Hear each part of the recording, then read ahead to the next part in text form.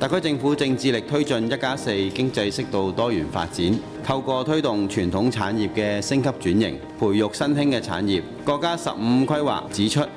應促進高質量充分就業，深入實施就業優先戰略。喺政府及社會各界嘅共同努力下，本澳就業形勢持續改善，但部分行業就業不足情況仍然比較突出，青年就業範圍仍然比較狹窄。政府嘅目標咧，喺2030年嘅時候咧，就將會非博彩嗰個收入會增加到60%，體現咗一個經濟多元發展啦。通過數字經濟、綠色經濟同埋銀髮經濟咧，咁希望能夠拓展青年將來嗰個就業嗰個領域。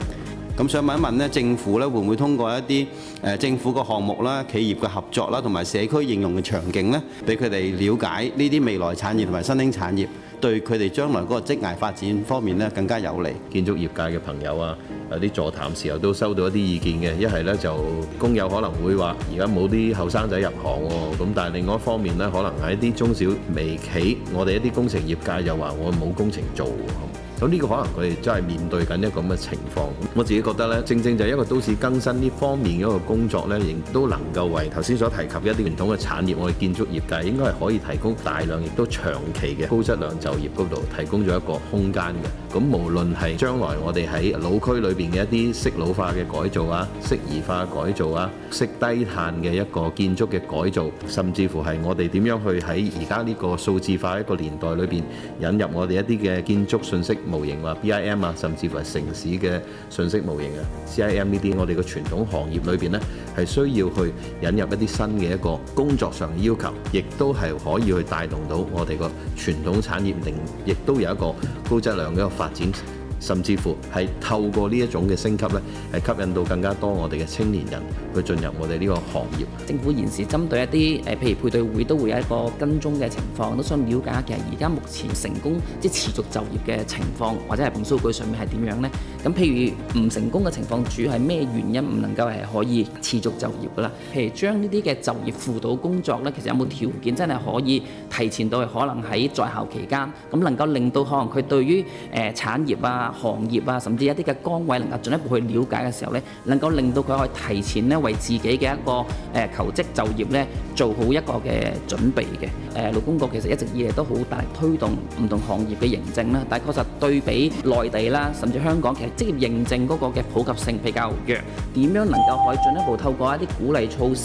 去推動咧廣大嘅居民一啲僱員咧去參與培訓、參與認證，從而提升佢哋嗰個就業嘅質量呢？特區政府多草並舉咁促進居民高質量就業，成立咗促進就業工作組，透過跨部門嘅協作機制，部署同埋落實一系列就業配對同埋支援措施，以及持續透過不同嘅途徑收集成功就業人士嘅狀況資料，作為檢視同埋優化就業政策嘅依據。